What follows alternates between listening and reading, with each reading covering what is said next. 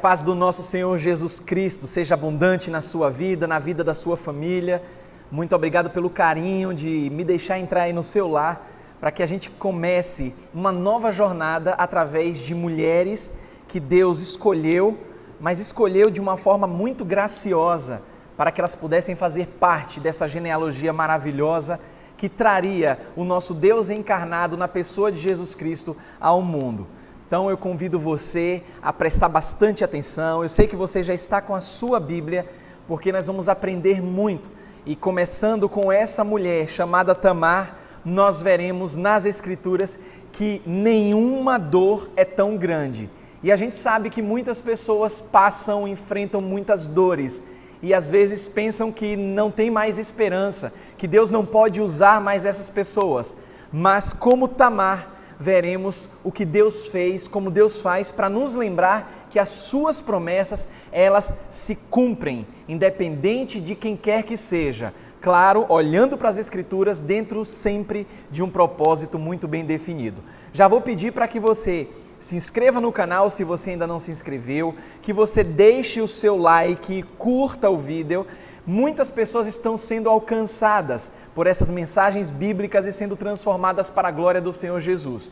E o YouTube, ele entende, por essa programação que é feita, que o conteúdo tem uma certa relevância. Então, se inscreva no canal, ative as notificações, curta e compartilhe e pode também deixar o seu comentário. Feche seus olhos e vamos falar com Deus. Pai Santo, querido Deus, obrigado, Jesus. Mais uma vez te agradecemos, Senhor, porque até aqui o Senhor tem nos ajudado. Obrigado por Tua palavra, Senhor.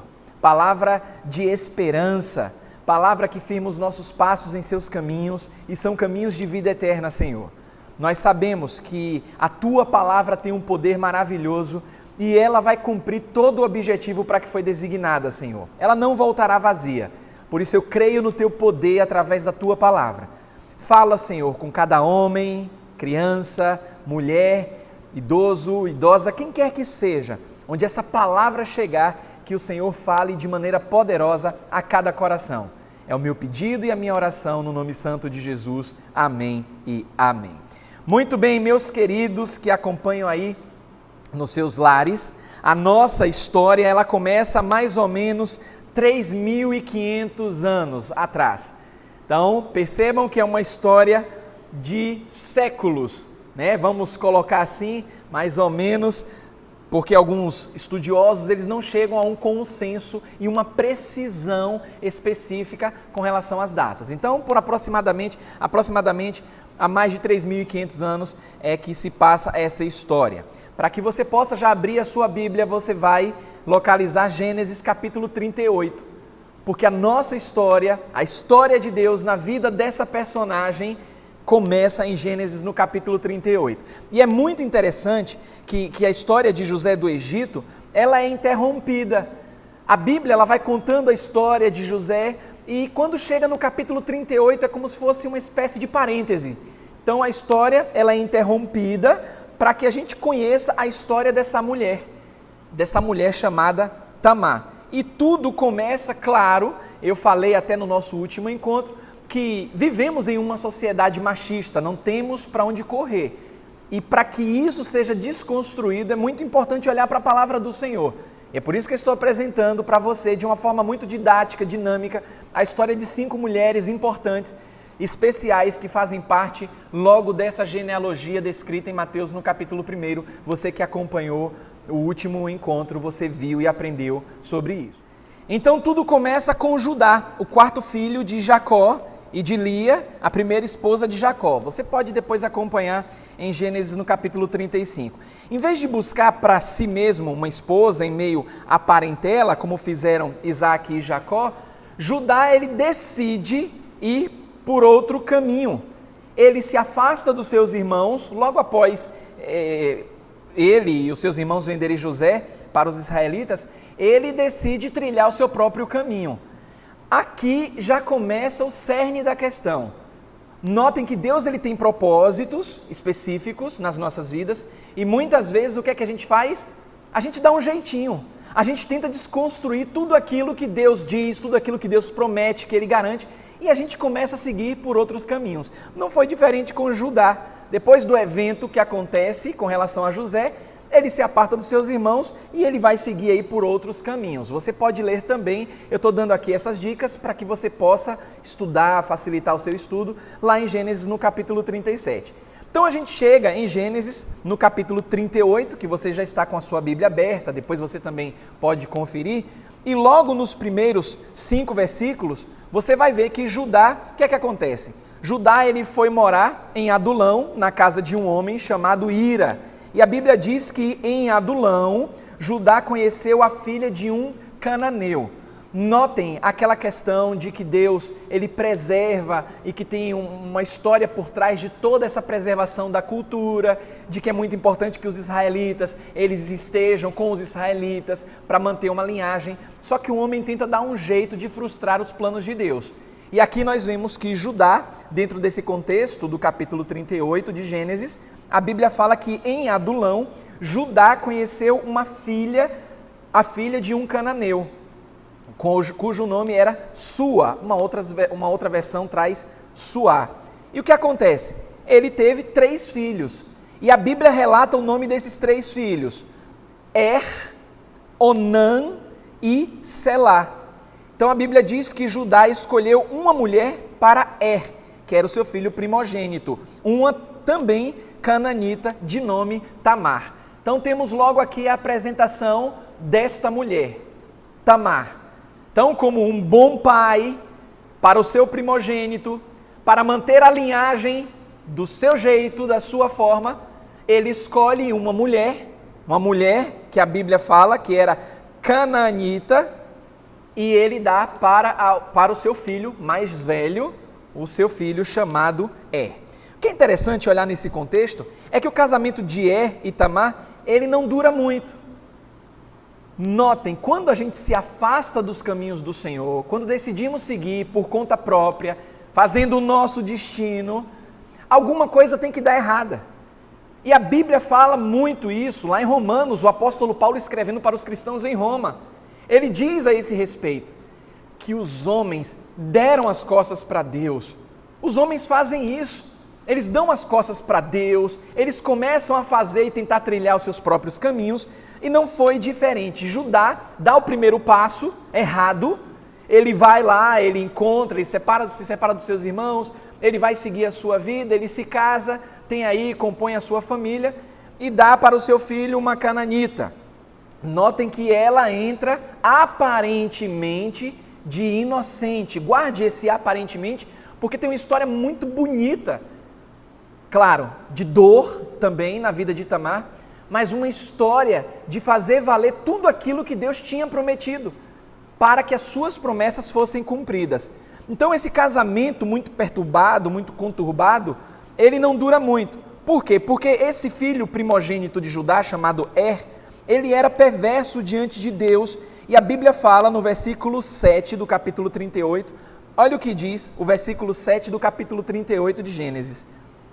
Mas o Senhor reprovou a conduta perversa de filho mais velho de Judá, e por isso o matou.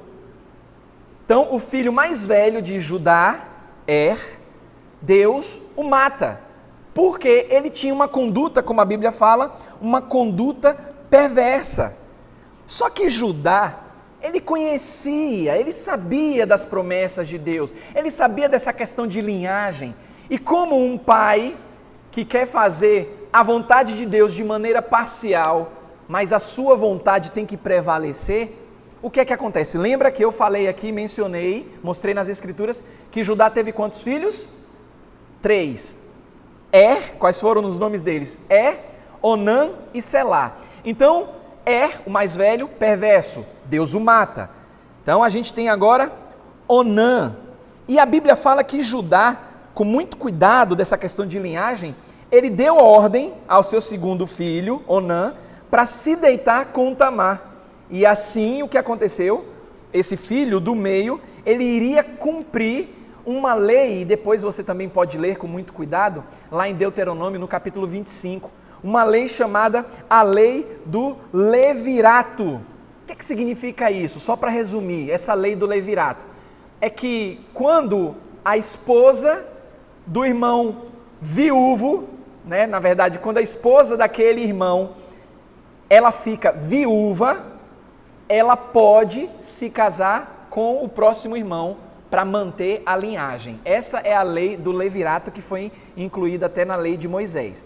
Então, notem, Tamar casada com Er tinha mais 2 irmãos. O que é que acontece? Er morre, Deus o mata, porque ele era perverso. Então veio um filho do meio, Onã.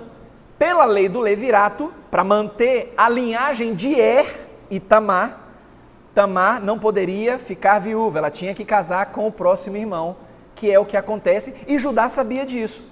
Então ela casa com Onã, cumprindo aí a lei do levirato. A família de Judá é muito problemática. Eu começo a entender por que Deus abre então esse parêntese na história de José para contar a história de Judá, Tamar, todos os seus filhos. Porque, meus queridos, é interessante que Onã, sabendo que essa linhagem não pertenceria a ele, mas por conta da lei do levirato, permaneceria a Tamar e a Er, o mais velho. Então, Onã, ele tenta agir da mesma maneira que o pai agiu por conta própria. Olha, eu vou seguir os meus caminhos, eu não estou preocupado com isso, porque eu não vou dar de graça, eu quero uma linhagem minha. Vamos supor que lá na frente aconteça alguma coisa com Tamar, eu me case com outra pessoa, e aí se eu tiver um filho com Tamar, olha que confusão. O filho que eu tiver com Tamar, pela lei do levirato, vai pertencer à linhagem de Er. Olha que confusão estava estabelecida na família de Judá. Então, Onã, sabendo que essa linhagem não pertenceria a ele, mas do seu irmão, sempre que ele tinha relação íntima com a sua mulher Tamar, ele fazia algo terrível, tenebroso. O que era que ele fazia? Olha o que diz Gênesis 38, no versículo 9. A Bíblia fala no versículo 9 que Onã sabia que a descendência não seria sua. Assim, toda vez que possuía a mulher do seu irmão, já estava morto. A Bíblia diz que ele derramava o sêmen no chão para evitar que o seu irmão tivesse descendência. Já pararam para pensar na gravidade dessa atitude, dessa ação? Não em si como um método contraceptivo. A Bíblia não está tratando aqui, e aqui eu abro um parêntese, porque algumas pessoas dizem que olha o que aconteceu com Onã, da descendência de Judá, porque ele quando tinha relação sexual, relação íntima com a sua mulher, ele quando coabitava, ele ejaculava na terra. Então, Deus proíbe qualquer método contraceptivo. O contexto não está tratando disso aqui. O contexto está tratando dessa atitude perversa que Onã tinha no seu coração, porque sabia, como a Bíblia fala, ele sabia que a descendência não seria sua, e dentro desse ato ele feria aquilo que Deus tinha falado para os seus pais com relação a multiplicar a descendência de Abraão, Isaque e Jacó.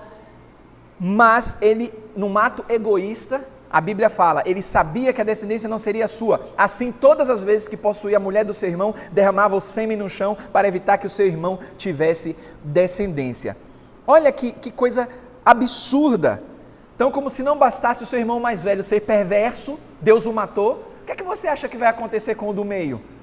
Nada tão diferente, até porque em função desse posicionamento mesquinho, a Bíblia fala no versículo 10, que o Senhor fez o quê? O Senhor reprovou o que ele fazia e por isso o matou também. Notaram que a espiral descendente, ela cada vez que o homem dá as costas para Deus, ela vai muito mais fundo. Só que a gente não pode se esquecer que quem está nesse fogo cruzado, estamos estudando mulheres especiais, mulheres de dores, que Deus usou grandemente. Está Tamar. Imagine, como se não bastasse, casando com um filho perverso, Deus então mata o filho mais velho. Como se não bastasse, vem agora o segundo filho de Judá, Onã, o filho do meio. Com esse ato terrível, sabendo do que poderia acontecer para cumprir a lei do levirato, não faz, Deus então o mata. Tem uma curiosidade que é interessante, é que essas pessoas que agem assim, elas pensam que podem ludibriar o Senhor, que podem enganar a Deus ou que podem frustrar os planos de Deus. Dentro dessa perversidade de Onã, ele não foi morto pelo método contraceptivo. Muitas pessoas pegam aí fora do contexto. Mas é interessante que Onã, filho de Judá, ele foi morto por não dar a descendência ao seu irmão e enganar Judá, se passando por obediente. A Bíblia não fala, mas eu fico imaginando as mentiras que ele deve ter contado ao seu pai, porque a sua mulher não tinha filho com ele. Então, olha a perversidade, a que ponto chega a perversidade do homem. Então, com a morte de 2 filhos, claro que isso começa a perturbar a cabeça de um pai aparentemente zeloso. Judá, ele não quis. Lembra que Judá tinha quantos filhos? 3. O primeiro morreu por ser perverso, o segundo morre também por ser perverso. Só que na cabeça de Judá fica a ideia de que a culpa não estava nos filhos. A culpa estava em quem? Pense aí. A culpa estava justamente em Tamar, que entrou nessa família, tinha um propósito muito maior por trás disso, só que na hora do sofrimento a gente nunca pensa que há um propósito maior de Deus nas nossas vidas. Então, com a morte de 2 filhos, Judá ele não quis dar o seu filho mais novo, o seu caçula, a Tamar, porque ele pensou que Selá, o seu terceiro filho, também poderia morrer. E com medo, olha a espiral descendo mais e mais, com medo, o que é que acontece? Judá, então, ele combina com Tamar que iria dar o seu filho mais novo futuramente, quando Selá se tornasse um homem, e assim ele iria cumprir a obrigação de cunhado, né, que fazia parte aí de toda essa questão da lei do levirato. Pense comigo como estava a cabeça de Tamar a essa altura. Casou com o primeiro, Deus matou porque era perverso, casou com o segundo, e talvez ela nem percebia o que estava acontecendo, mas Deus o mata por conta daquele ato. Pense na esperança que tinha essa mulher, na dor que essa mulher estava passando. Como se não bastasse a perda de 2 maridos, vem a promessa de um terceiro. Oh, obrigado, agora eu tenho esperança, a minha energia, a minha alegria foi renovada. Mas Tamar era uma mulher de dores. Em Gênesis, ainda no 38, no versículo 11, a Bíblia fala que Judá disse à sua nora Tamar, olha que promessa: more como viúva na casa de seu pai, ou seja, fique lá como viúva, se guarde, não tenha relacionamento com outro homem, porque eu tenho uma promessa para você. Fique lá até que o meu filho Selá, o caçula, ele cresça, porque pensou, olha o que a Bíblia diz, ele também poderá morrer como os outros irmãos. Assim Tamar foi morar na casa do pai. Notaram? Ela não questiona, ela vai, ela crê na promessa do sogro. Só que o coração do sogro era maquiavélico. Maquiavélico no sentido humano, no sentido pecador, na raiz de que o homem, porque ele faz parte da linhagem. Estamos falando de Judá. Jesus é descrito como o leão do quê? Da tribo de Judá. Então não é a questão de menosprezar, mas a questão de não entender que, olha, que homem miserável. Não, Deus escolheu ele como descendente fazedor e fazendo parte dessa linhagem de que viria o Messias. A gente tem que respeitar os desígnios de Deus. Não podemos também inferir uma ira contra ele, mas também não vamos aqui menosprezar o pecado de Judá. Pecador, maquinou no coração, enganou a criatura. Ele disse para ela, vá, fique lá, porque quando o meu filho mais novo, o Selá, o caçula, ele crescer, ele ficar mais velho, aí você ir lá, enquanto viúva, fica se guardando para ele, esperando. A Bíblia fala que ela vai morar com os pais. Ela guarda a promessa. Mas olha, a maldade dos filhos de Judá, que morreram, estava no fato de não querer filhos.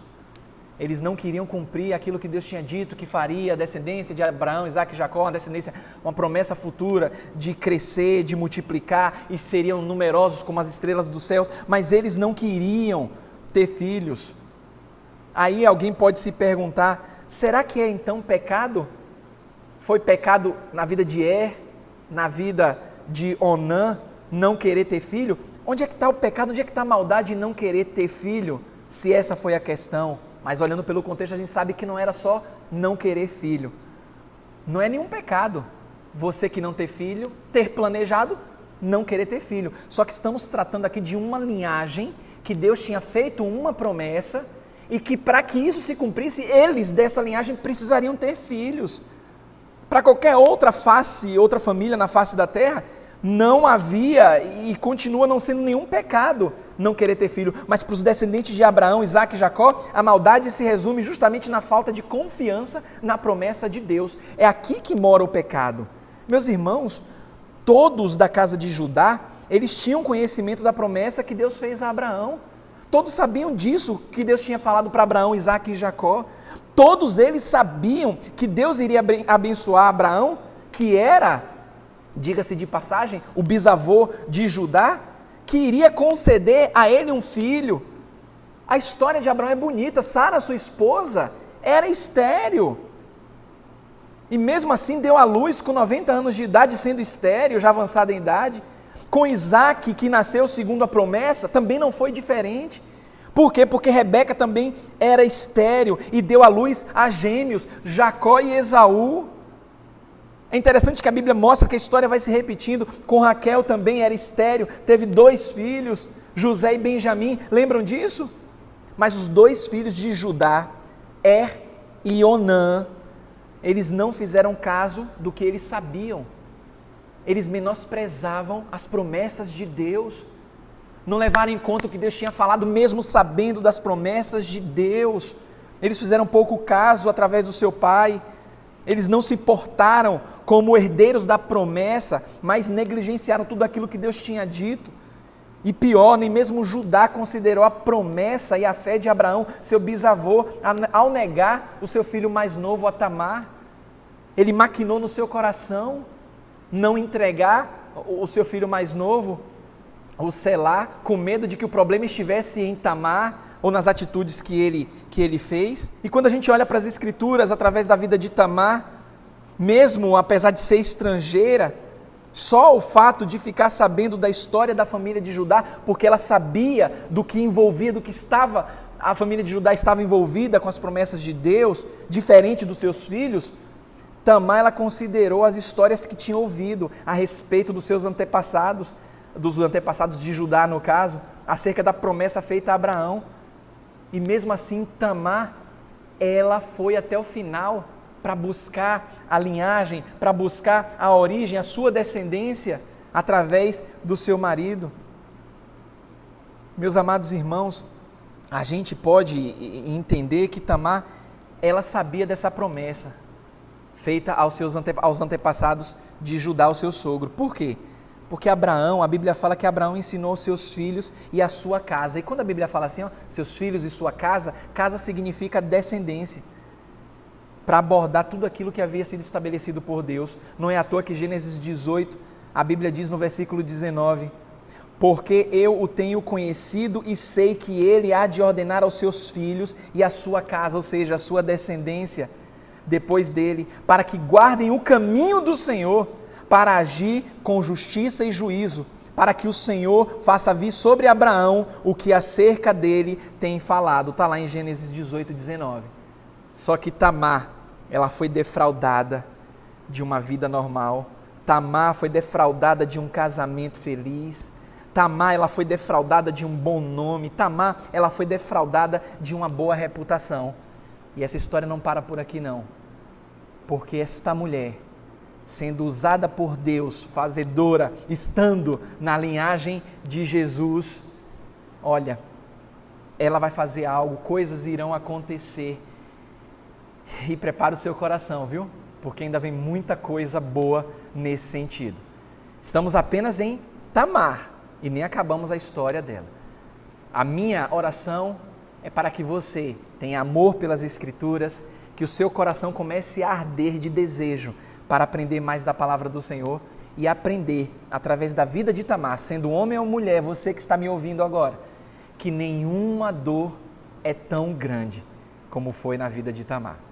Que Deus continue te abençoando, continue te fortalecendo, é o meu desejo, em nome de Jesus. Amém e amém.